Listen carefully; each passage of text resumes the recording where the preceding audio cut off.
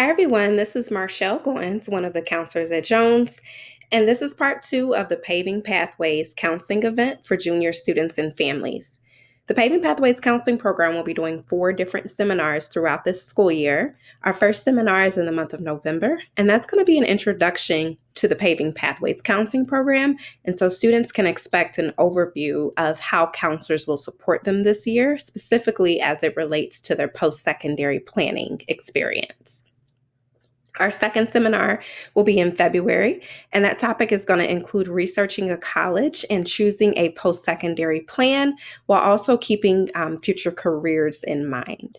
And then we'll have another seminar in the month of March that's going to be talking about financial aid and all things related to money. And so that seminar is going to cover different grants, scholarships that are available. We'll talk about the financial aid application and, again, everything else that is related to financial aid and under that financial aid umbrella.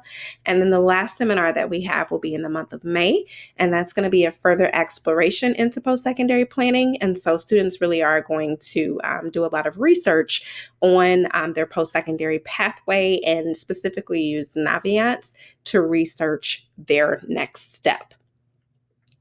We'll have a variety of family events this year as well. So one of those events will be our post-secondary Q&A session during the month of November. And then we will also have a Making College Affordable Family event during the month of March. That exact date is to be determined, and more information will be sent out later in the school year. And so that Making College Affordable Family event, we're also going to talk about financial aid and various ways students can pay for college. And then in the month of May, we will have our junior one-on-one counselor conference. So that's going to be students only. That'll be an opportunity for your student to meet with their counselor one-on-one to talk about their post-secondary plan. And then the last thing that I wanted to add to this would be our first generation support. So this is specifically for first generation college students. Counselors will be meeting with first generation college students either one-on-one or in a small group format, whichever your student prefers, at least 3 to 5 times throughout the school year and more if needed.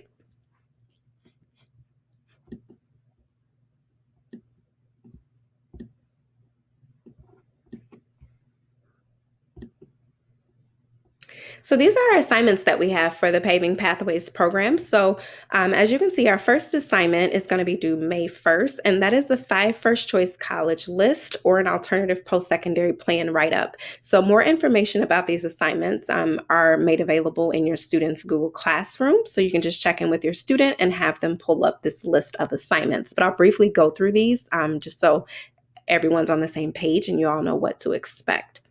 So that 5 first choice college list, essentially students will need to choose 5 colleges and add those colleges to their list in Naviance, and those should be added to the colleges I'm applying to list in Naviance. If college is not your student's plan, they will be doing the alternative post-secondary plan write-up. And again, instructions for this will be available in Google Classroom. This will be due May 1st. The second thing students are going to be responsible for doing is the self-assessment, which is due June 1st. And that's essentially where a student gives a reflection about themselves and they answer a variety of questions. And really the self-assessment is the framework for a counselor's letter of recommendation. And it is also the framework potentially for students' personal statements and essays that they write for their colleges. And then in English 3 classes, students will be doing a personal statement and college essay. And these questions typically are mirrored after the Common App essay prompts. And again, they will be doing this through their English 3 classes, and their English teachers will be providing additional instructions. Students will also be required to create a self-care goal. And so that's something that we're going to be doing with students during our first seminar during the week of November 9th. And so again, they're going to be responsible for creating a self-care goal. And I'll talk a bit about that later and what that looks like. And then students will also be doing a net price calculator during the month of March. It's a really good idea to go ahead at that point and start getting an idea of the cost of college. And so students are going to be responsible for looking at those expenses and doing that net price calculator. And then the last assignment is going to be a Flipgrid assignment where students are going to be responsible for researching a post-secondary pathway and creating a video on that post-secondary pathway for their peers to see.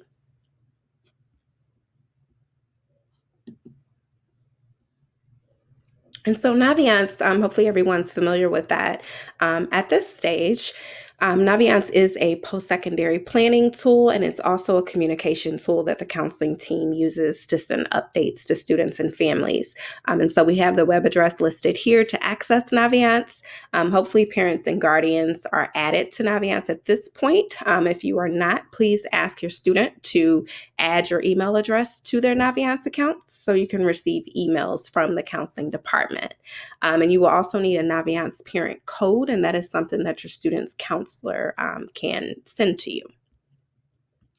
Also, be sure to ask your student about the following. These are various research tools that we'll go through this year. So there's Supermatch, there are scattergrams, and later on in the year, we'll be talking about the colleges I'm thinking about. And then senior year, students will be learning about the colleges I'm applying to and how to add colleges to that specific tab in Naviance. So the first choice college, so I mentioned this briefly earlier as one of the assignments that students are going to be responsible for. So in order for a college to be a first choice school, it must meet all of the following criteria. And so it has to be in alignment with the student's current academic profile, is within the typical average admit pool for this institution. The school's social and cultural pieces are a good fit for the student. Financial needs are met or taken into consideration. Selectivity of the institution is considered. So how difficult it is for a student to get admitted is what we mean when we say selectivity. And then lastly, the student has to be excited about the school. That is very important, right? We call that a hypometer. How excited is the student to attend this institution? So these are our 5 different criteria that makes a college a first choice. And again, students need to add at least 5 first choice schools on their colleges I'm thinking about list on Naviance. And more information about this assignment can be found in Google Classroom once again.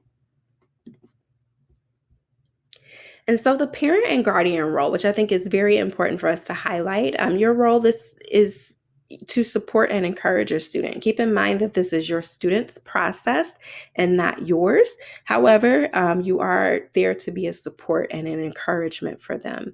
With the goals of your student in mind, offer insight and resources. So again, this is your student's process, not yours. So it's important to keep their goals in mind while offering your insight and resources.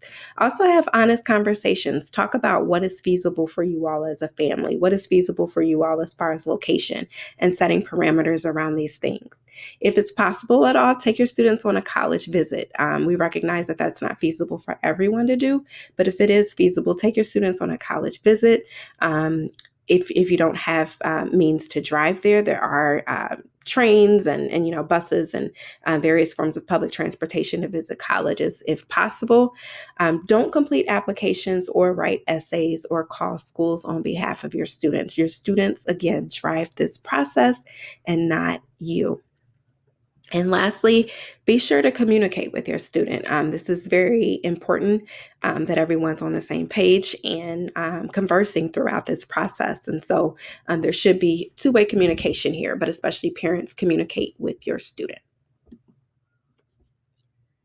We recognize that this can be a very stressful process for students and sometimes for parents too, right? So we really encourage students to practice self-care.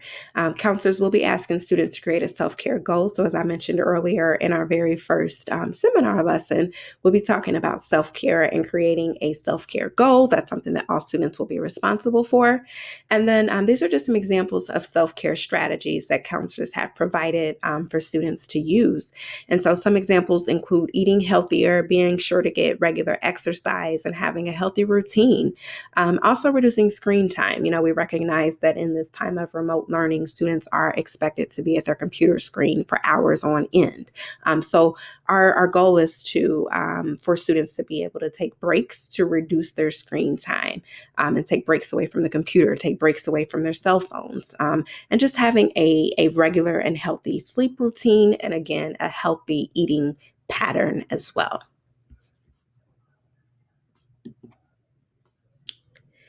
And then we have a few documents linked here. So our junior resource document will be linked here in the PowerPoint, and that's essentially a resource where you can find different college research tools, social emotional supports, standardized testing information, financial aid resources, also the new alternative post-secondary application for student aid is located in there as well, scholarship sites, and additional information can be found on that resource page also.